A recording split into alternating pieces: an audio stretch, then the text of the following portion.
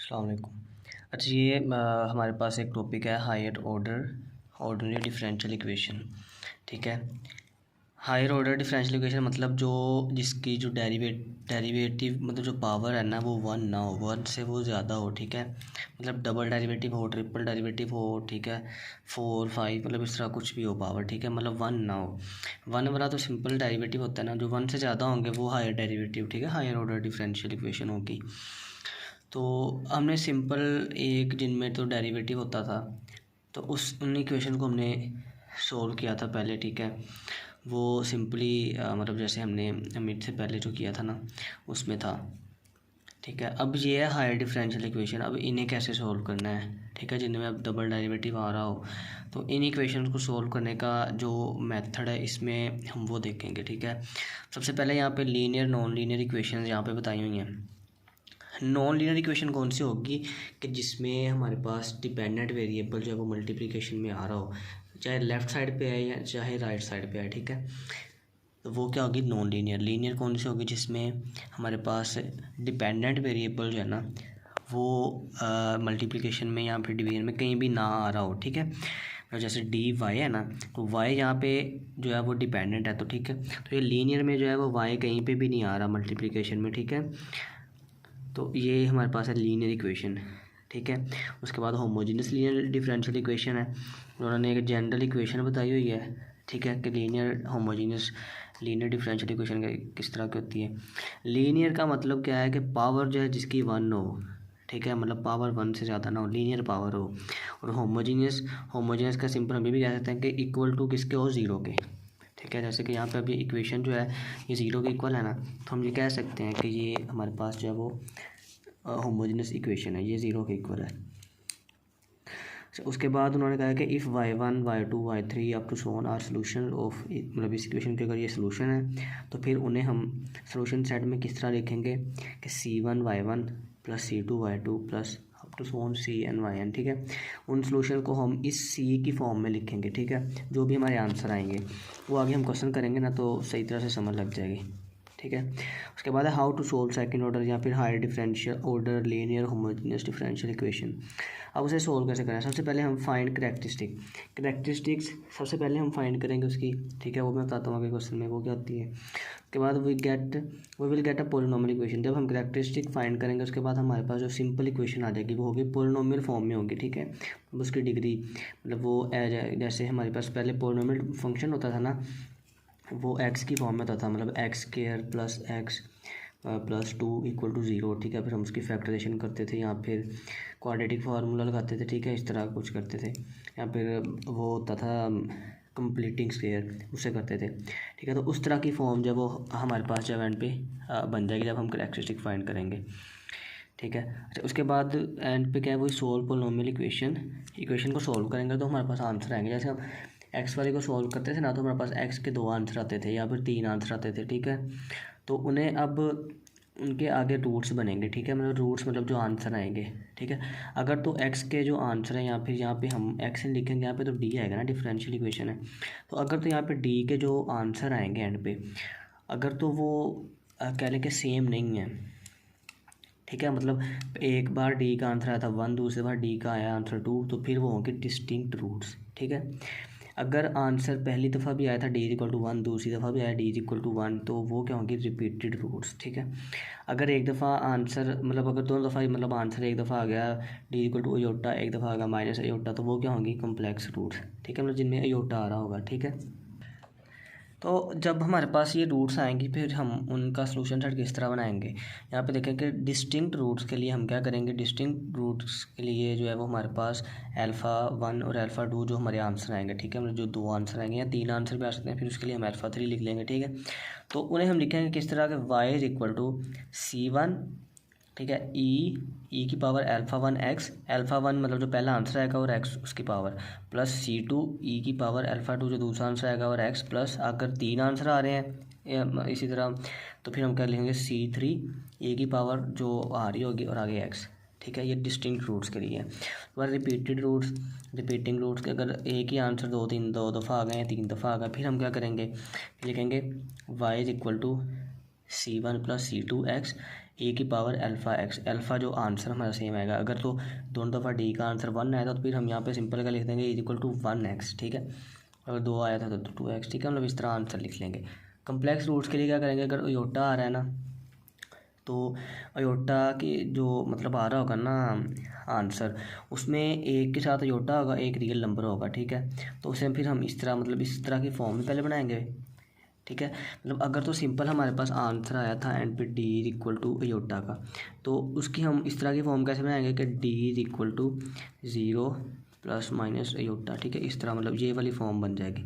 अब यहाँ पे अल्फ़ा क्या है 0 और बी क्या है यहाँ पे 1, ठीक है। मतलब इसके साथ जो कोफिशिएंट वो 1 है, तो यहाँ पे इसकी पावर हम लिखेंगे 0x c1 कोस, बी की जगह पे क्या लिखेंगे 1x और यहाँ पे भी c2 साइन 1x, ठीक है।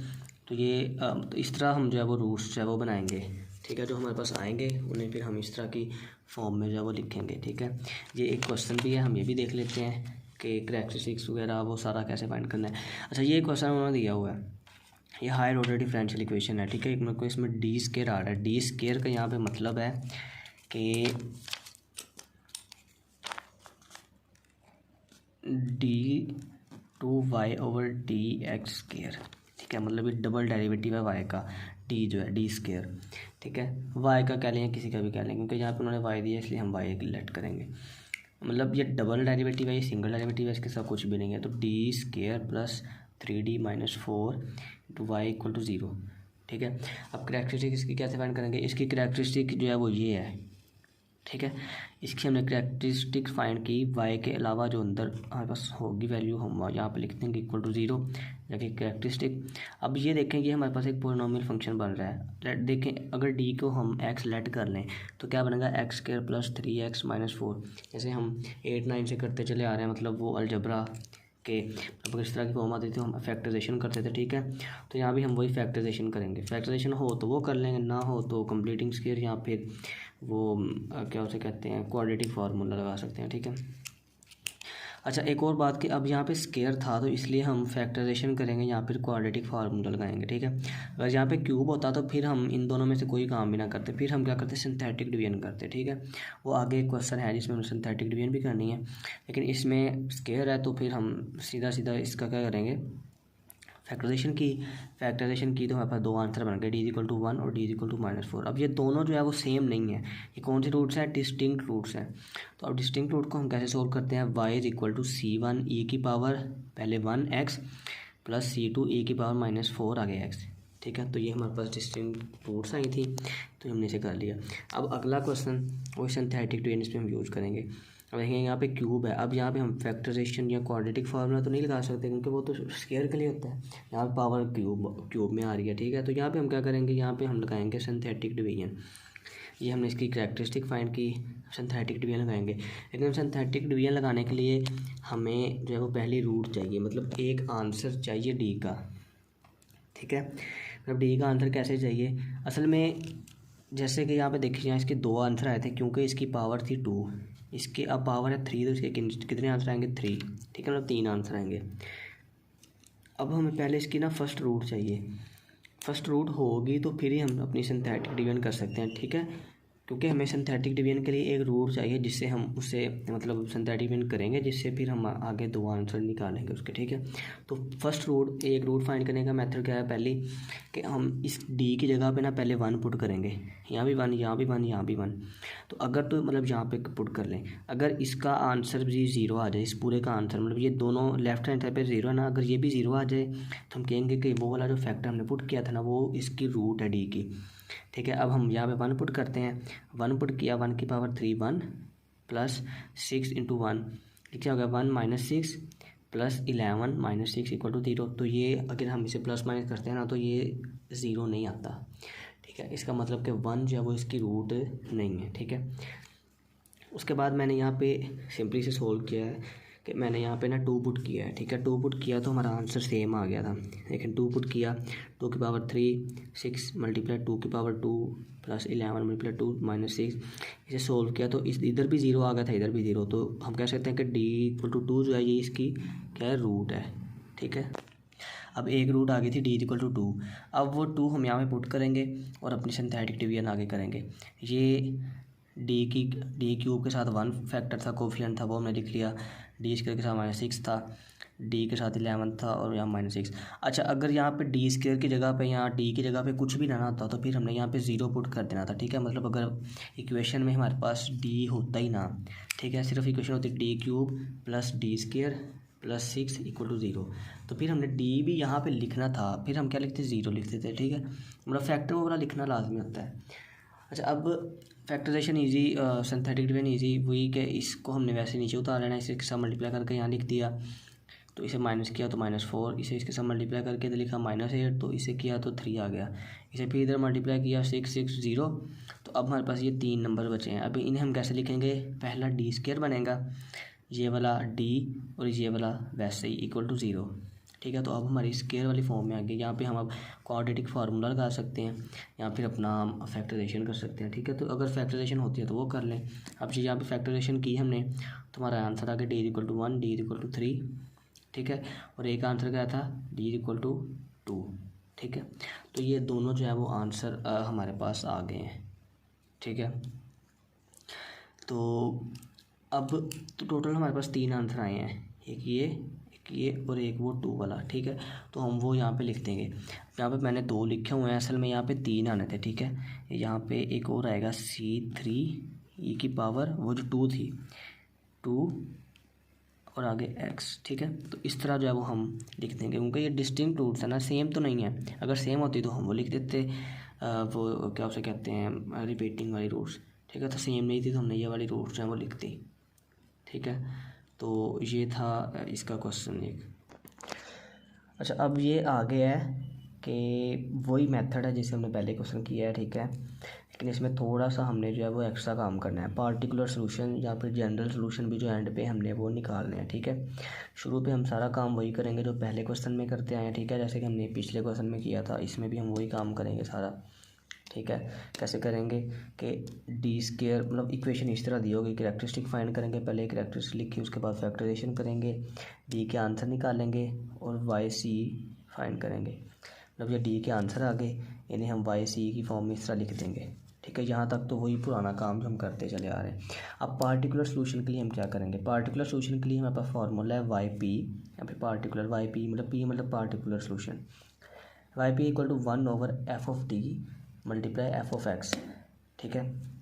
ये समझ लेंगे इसका फार्मूला है। f(d) क्या है, f(d) ये है, ये चीज़, ये वाली चीज़, ये f(d) है। f(x) क्या है, ये जो लेफ़्ट साइड राइट साइड पे है, ठीक है। f(d) राइट साइड पे, f(x) लेफ़्ट साइड पे, सॉरी ये राइट साइड पे है और ये लेफ़्ट साइड पे, ठीक है, ये लेफ़्ट साइड है। अच्छा, अब यहाँ पे पार्टिकुलर सोल्यूशन का मतलब ये फार्मूला है। अब यहाँ पे हम वैल्यूज पुट करते हैं, f(d) की जगह पे वैल्यू पुट कर दी, f(x) की जगह पे। अच्छा, अब f(x) की जगह पे हमने 4 पुट किया और आगे e की पावर 0 पुट की है, ठीक है। इसका मकसद क्या है कि सिर्फ हमने मतलब e की पावर x, क्योंकि e की पावर जो 0 है वो किससे इक्वल होती है, 1 के, मतलब किसी भी चीज़ की पावर 0 1 होती है, ठीक है। तो 4 के साथ समझ लें 1 मल्टीप्लाई होता है, उसे हमने इस फॉर्म में लिख दिया, ठीक है। इस फॉर्म में लिखने का मतलब सिर्फ ये है कि हम उसे x की फॉर्म में ला रहे हैं, ठीक है। मतलब e की पावर 0x, ठीक है। अगर इस तरह लिख दें या फिर e की पावर 0, यहाँ पे x लिख ही लें वैसे, ठीक है। अब इसका मतलब है कि ये f(x) है, ठीक है। मतलब इससे हमें सिंपल पता नहीं चल रहा कि ये तो सिंपल कांस्टेंट है ना, f(x) तो नहीं लग रहा। तो इसे f(x) बनाने के लिए हम सिंपल ये लिख देंगे, क्योंकि अगर ये ना भी लिखें तब भी ठीक है, लिख दें, कोई फ़र्क नहीं पड़ेगा, क्योंकि ये 1 नहीं होता टोटल। तो 4 × 1 4 ही आएगा, ठीक है। तो इससे कोई भी जो है वो फ़र्क नहीं पड़ेगा, सिर्फ हमने अपने लिए लिखा है, क्योंकि हमने यहाँ पर वैल्यूज़ कुछ पुट करनी है। अच्छा, अब डी ये आ गया सारा, आगे हमने ये भी लिख लिया। अब हमने क्या काम करना है कि अब हमने डी इक्वल टू 0 पुट करना है। वो क्यों, क्योंकि हमारे पास देखें ई की पावर में जो था वो था 0x। अब x के साथ जो डिग्री आ रही होगी ना वो हमने डी की जगह पे पुट करनी है, ठीक है। x के साथ जो डिग्री आ रही होगी, ठीक है, तो वो पुट करेंगे। अगर तो ई की फॉर्म में है तो फिर हम इसके साथ वाली डिग्री पुट करेंगे, ठीक है। अगर वो इस तरह साइन की फॉर्म में है, साइन x, फिर हम x के साथ जो फंक्शन होगा, मतलब जो भी नंबर होगा, अगर तो यहाँ पे sin 2x है तो d की जगह पे हम पुट करेंगे -2, ठीक है। अगर यहाँ पे 1 है तो फिर d की जगह पे क्या पुट करेंगे -1, ठीक है। इस तरह अगर कोस होगा तब भी यही, ठीक है। तो ये चीज़ें जो है वो हम पुट करेंगे। अब इसके साथ ज़ीरो था तो D equal to zero put करेंगे, ठीक है। ये ज़ीरो पुट किया यहाँ पे और आगे से सोल्व किया तो हमारे पास -1 जो है वो आंसर आ गया, ठीक है। ये पार्टिकुलर सोल्यूशन का जो है वो आंसर था, ठीक है। अब हमें फाइंड करना है पे जनरल सोल्यूशन। जनरल सोल्यूशन का होता है Y P plus Y C या फिर Y C plus Y P, ये फार्मूला लिखा है। अब वाई सी जो है तो उसमें हम प्लस कर देंगे वाई पी को, तो हमारा जनरल सोल्यूशन आ गया, ठीक है। तो ये है हमारे मतलब शुरू से जो टॉपिक्स हैं तो ठीक है।